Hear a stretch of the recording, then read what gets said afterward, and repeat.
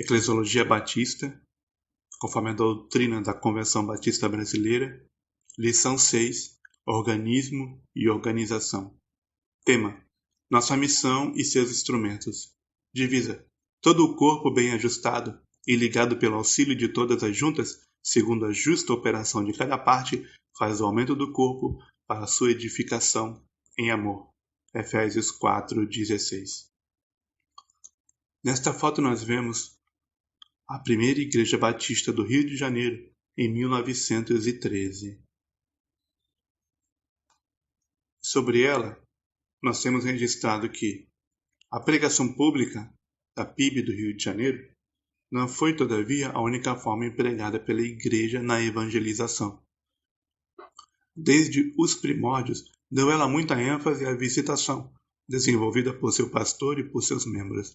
Vale inclusive salientar que já em 1886 aprovou-se em sessão que cada membro da Igreja tomasse um dia em cada semana para visitar algumas famílias e pessoas do seu conhecimento e outros com o fim de lhes falar do Evangelho e convidá-los para o culto, estabelecendo-se que os que isso fizessem informassem a Igreja, cujas atas registram alguns desses relatórios.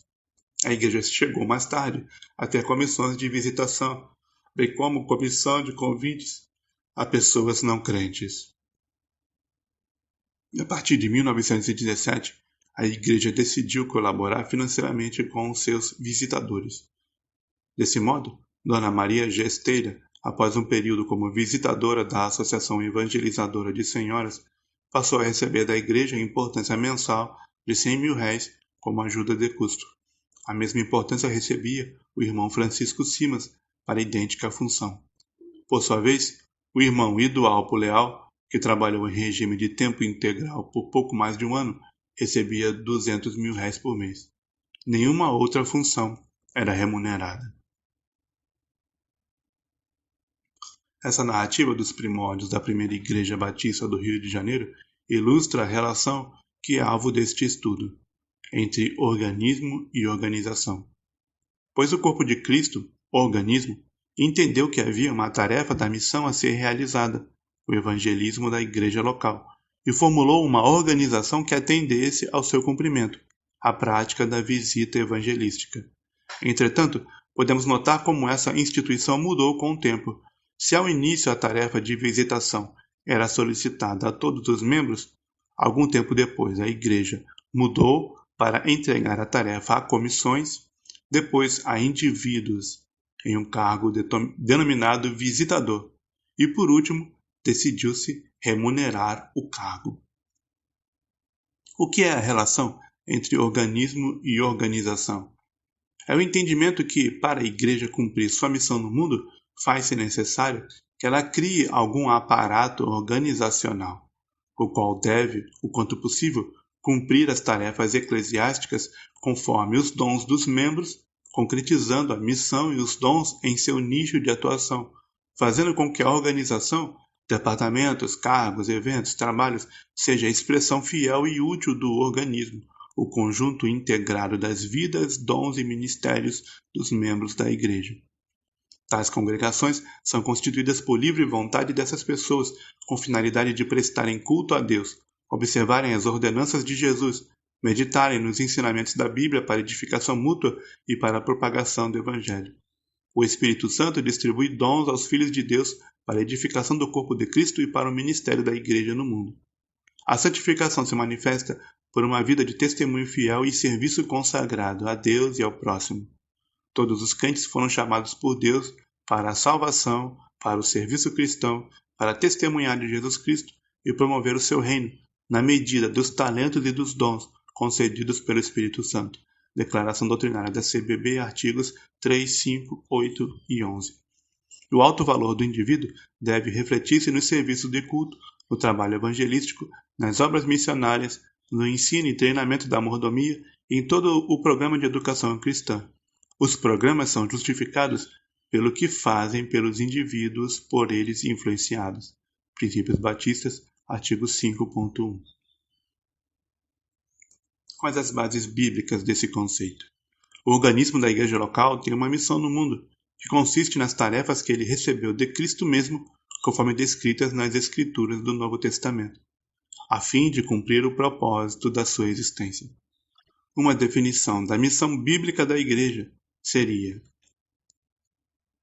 ir por todo o mundo para pregar o Evangelho a toda criatura, anunciando a morte e ressurreição de Cristo em nosso favor, oferecendo a oportunidade de arrependimento e remissão dos pecados, exortando que creiam nessa mensagem, fazendo discípulos de todas as nações, batizando-os e ensinando-os a guardar tudo que Cristo ordenou, reunindo-se em nome dele, para estimular uns aos outros por meio do ensino, pregação, oração e louvor, exercendo beneficência na forma de ajuda a necessitados e sustento de ministros, bem como celebrar a ceia em memória de Cristo até que ele venha, recebendo de seus membros os recursos materiais para essas atividades.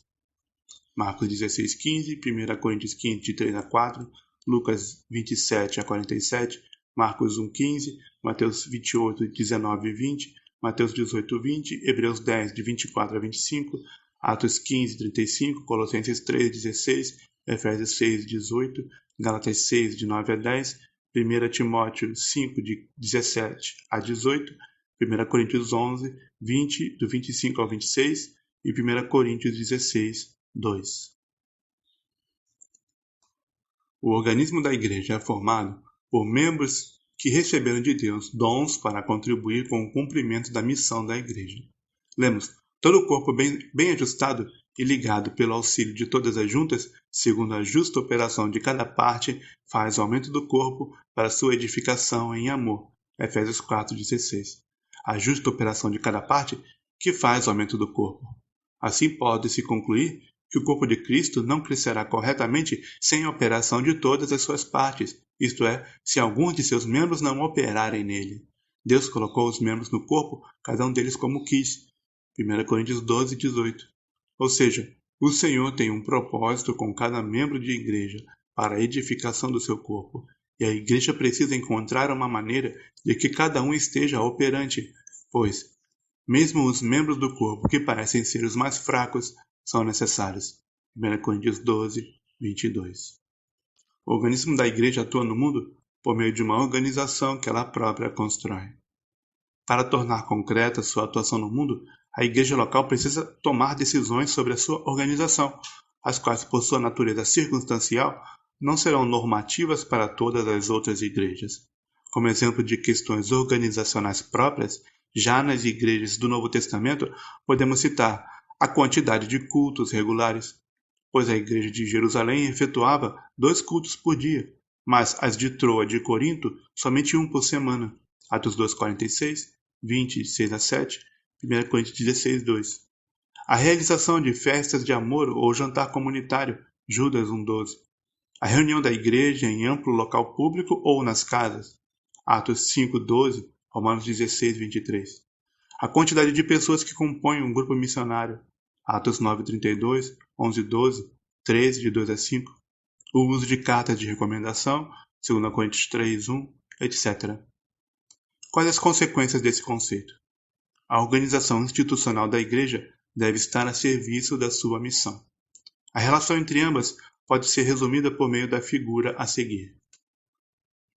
A organização institucional, figura A, se refere à encarnação concreta dessa igreja no mundo e na sua cultura pelo uso de instrumentos, isto é, a especificação e estabelecimento de suas reuniões, obras, ministérios, documentos, padrões, tradições, métodos, cargos, departamentos, equipamentos, etc.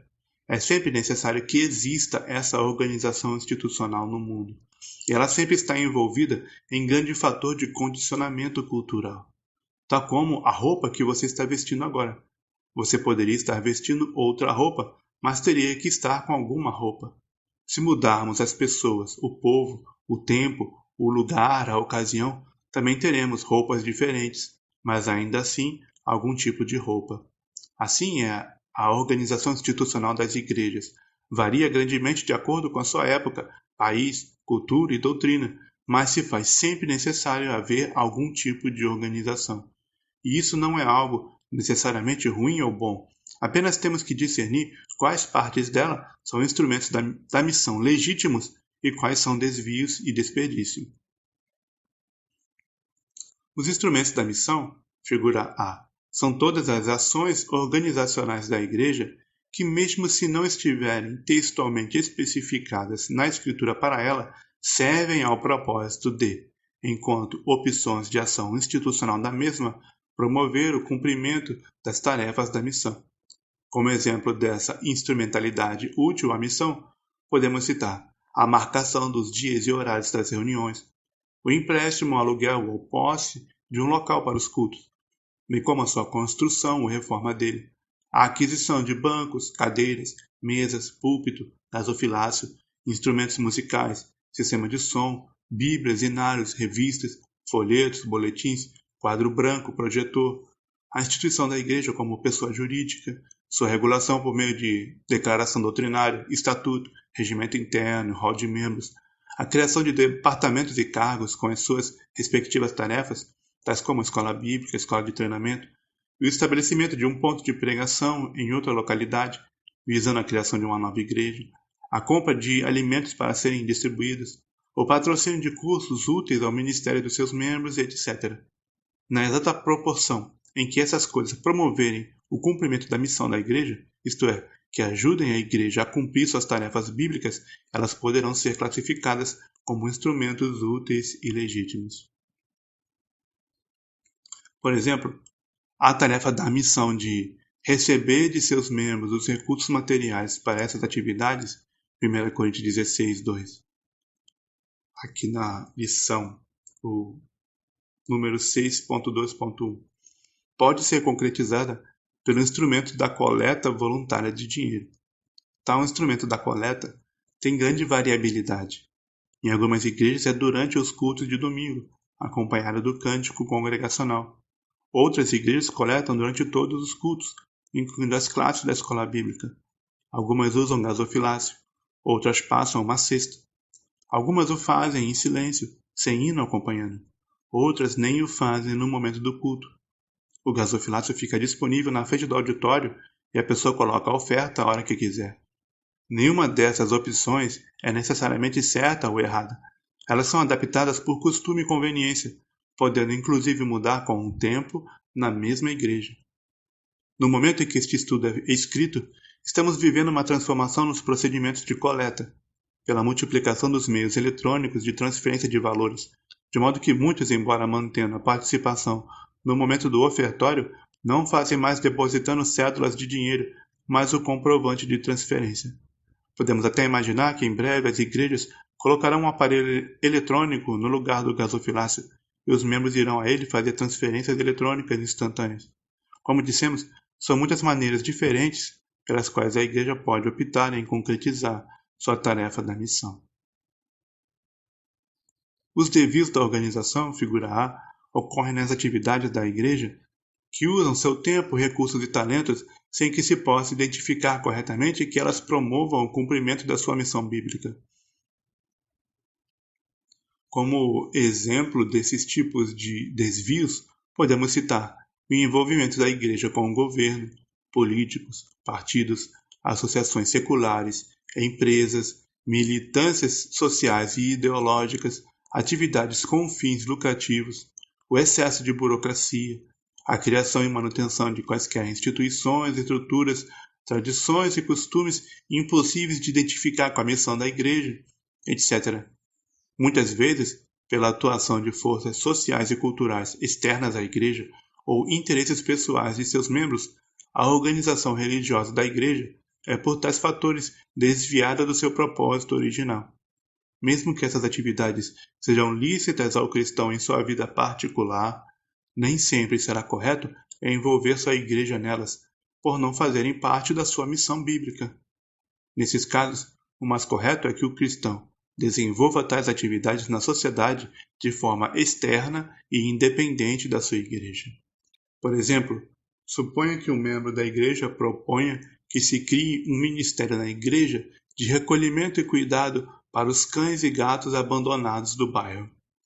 Por mais que tal membro possa justificar essa atividade por valores bíblicos de preservação, cuidado e misericórdia devido aos animais, Gênesis 2:15, Gênesis 6:20, Provérbios 12:10, Abacuque 2:17, constitui esse desvio da missão da igreja ele fazer isso por meio dela, pois é totalmente fora dos propósitos dos trabalhos de uma igreja em si.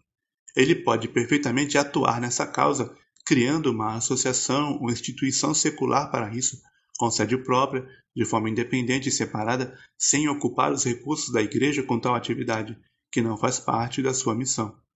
O máximo que uma igreja deveria se envolver nesses tipos de atividades seria por meio do ensino do que a palavra diz sobre o assunto. Pois a Bíblia, sim, ensina ao cristão valores básicos sobre todas as áreas da vida e do mundo, até o deste exemplo, mas estabelece uma missão com tarefas bem detalhadas e específicas para as obras da Igreja de Cristo em si, da qual ela não deve se desviar. As atuações do cristão na sua vida secular, porém, podem ser feitas nesses assuntos que não fazem parte da missão específica da igreja, se ele entender que faz parte da vocação dele no mundo atuar naquela área. Poderíamos resumir da seguinte forma: as igrejas de Cristo devem limitar-se a fazer aquilo que a Bíblia lhes ordena, enquanto que os indivíduos podem fazer aquilo que a Bíblia não lhes proíbe. A palavra de Deus tem orientações para todas as áreas da vida, mas as esferas não devem ser misturadas, e cada uma deve cumprir seu propósito dado por Deus. Veja, por exemplo, na lição 2 deste estudo de eclesiologia. As tarefas bíblicas negligenciadas, figura A, são as partes da missão da igreja, no artigo desta lição 6.2.1, que a igreja não esteja executando, ou que executa com parcialidade. Por exemplo, suponha que uma igreja jamais faz qualquer ação de evangelismo no seu bairro. Essa tarefa estaria no campo da negligência e não faria parte da organização institucional por não ter nenhuma expressão concreta. Toda a igreja tem o dever de trabalhar para que esse campo diminua em sua forma de atuar no mundo, concretizando sua missão por meio da sua organização. A igreja pode estar desviada da missão, figura B. Voltando à metáfora das roupas, imagine que alguém se vestisse com vários casacos em dia de calor. Seria uma quantidade desproporcional à necessidade da vestimenta. Assim também, a igreja pode estar vestindo um excesso de roupas organizacionais, que desviam seu tempo e recursos humanos e financeiros, desperdiçando-os em eventos, ações, burocracias, etc., que não ajudam a cumprir a sua missão. Ela precisa reavaliar a continuidade deles. A igreja pode estar concentrada na missão, figura C. Ao contrário, uma igreja concentrada na sua missão seria aquela que tem uma estrutura organizacional maximamente ajustada às tarefas da sua missão, nem excessiva nem insuficiente, mas principalmente cuja organização esteja a serviço da missão, com disposição para mudanças e ajustes em suas estruturas que promovam um cumprimento maior dela. Note-se, porém, que o perfeito ajuste não existe.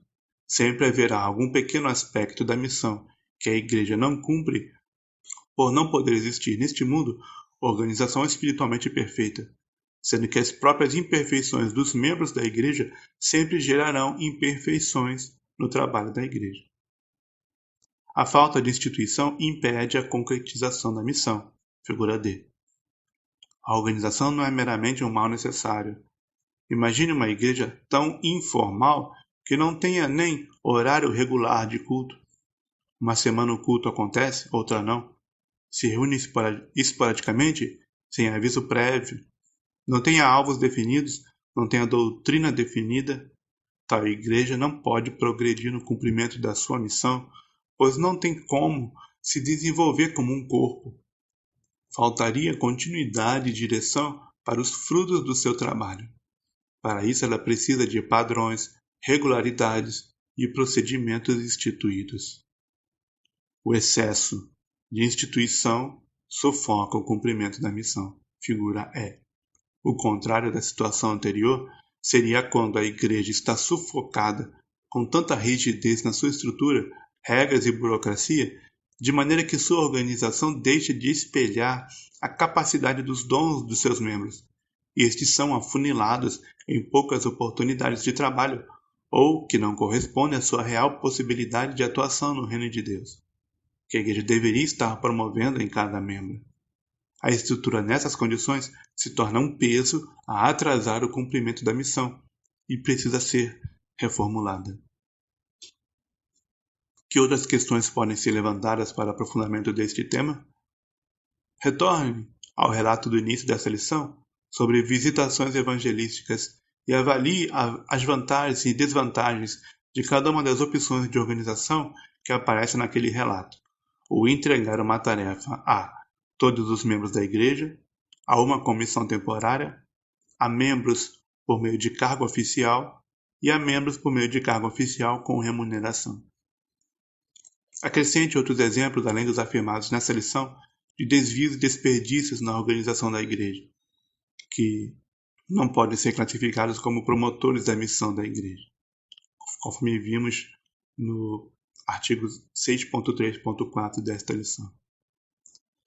Cite exemplos e as possíveis resoluções para as seguintes situações: membros cujos dons não correspondem a nenhum cargo existente na estrutura da igreja, cargo ou ministério com mais pessoas desejando exercê-lo do que a estrutura prover oportunidade, cargo que ninguém deseja exercer, mas que é necessário, cargo que é mantido por tradição, sem haver pessoas aptas a exercê-lo, departamento mantido por tradição, mas sem demanda de serviço. Relembre casos de conflitos em igreja que chegaram ao seu conhecimento e analise quantos deles foram motivados por divergências sobre organização e não sobre a missão da igreja. E se forem a maioria, o que isso reforçaria sobre a necessidade de se compreender o caráter transitório da organização e dela precisar ser reformulada ou flexibilizada nos seus aspectos que não promovem a missão.